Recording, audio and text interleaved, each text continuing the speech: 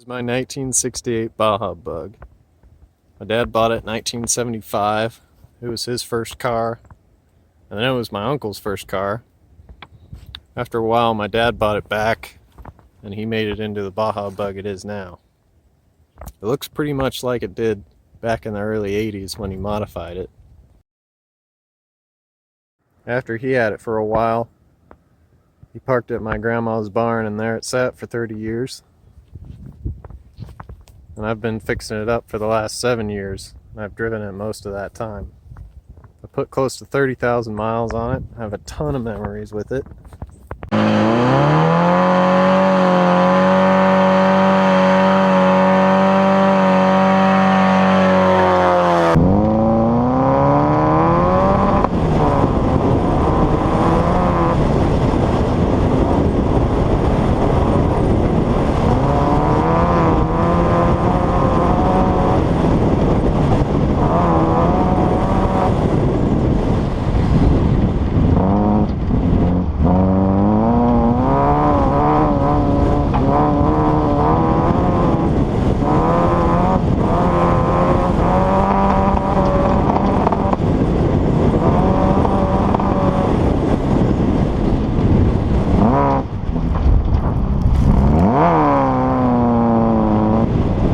Cars had several engine configurations, all based on a stock 1600.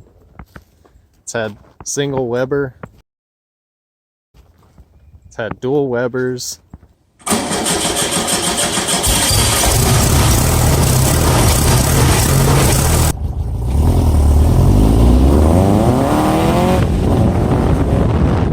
it's had a single Weber with a turbo.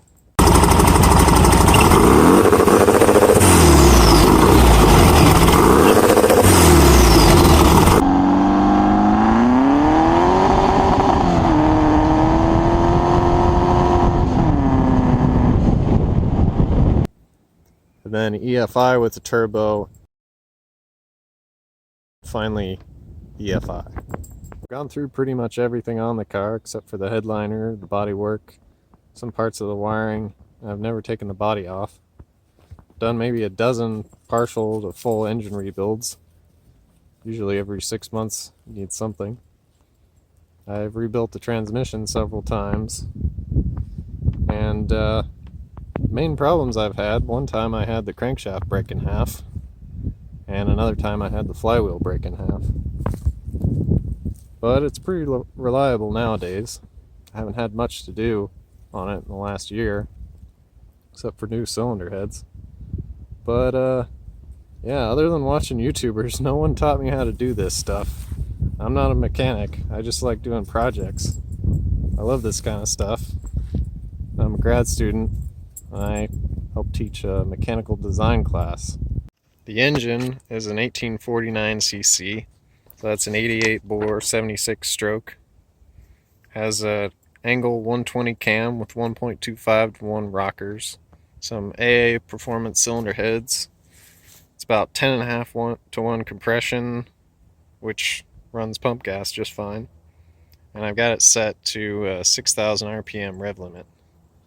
That's pretty much the basic engine combo.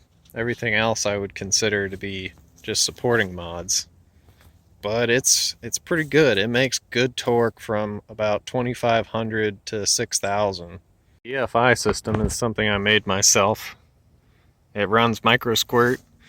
It's got a Honda Civic throttle body, custom intake, custom fuel rails with some used Ford injectors. I think they're 22 pound. And I've got a Subaru coil pack, some intake parts from a Miata. For idle air control valve, I've got a solenoid for a garden hose. That seems to work pretty well, pretty reliable. I've got a Donaldson air box for a tractor. And then for a surge tank, that's an old propane bottle that I cut up. And then, yeah, other than that, it's just a bunch of GM injectors and some crappy wiring I put together myself. I'm not very good at wiring. I tuned the engine myself on the road. Seems to work pretty well if you've got a slow car. I'd say it makes about 120 horsepower, and she runs pretty quiet with the dual mufflers. On the inside, it's got air conditioning, the cheapest seats I could find online, which fit perfect. A roll bar that I think of as mostly for looks. I've got some speakers under the back and a rear seat delete. I think that saves some weight. I've got my toolbox there. Plenty of gauges to tell me what's going on. And then a pretty interesting horn. The battery mounted in a box up front saves some weight, along with my fire extinguisher. And the horn's tucked in front there with duct tape. And like I said, I'm pretty bad at wiring, but it works. Brakes on, brakes off, brakes on, brakes off. My turn signals come on when I hit the brakes. I've also got these struts in the front. Surprisingly, they just mount to whatever that is. I didn't have to do anything, I just stuck them on there. The reason I have those struts is because when you have hood pins, sometimes you forget to put them back in, and then you find out when your hood flies off on the road. And that's happened several times. But when you've got struts, you forget to put the hood pins in. It doesn't stay shut, so you don't forget. Up front, it's pretty much the stock suspension, other than a secondary sway bar that goes through there. Made of a wrench and some other parts I got on eBay. I think it balances it out pretty well. Sometimes you can get those 3/4 inch sway bars on these, but I think they're a little overkill. And I've got custom front bumper. This is actually one you can buy online, but they're angled down quite a bit more. I think they're pretty cool when you angle them up like this, especially on this front end style. I'm not an expert on these, but I have learned some things over the last 7 years. Definitely a tip for bug guys is to get a good fan shroud.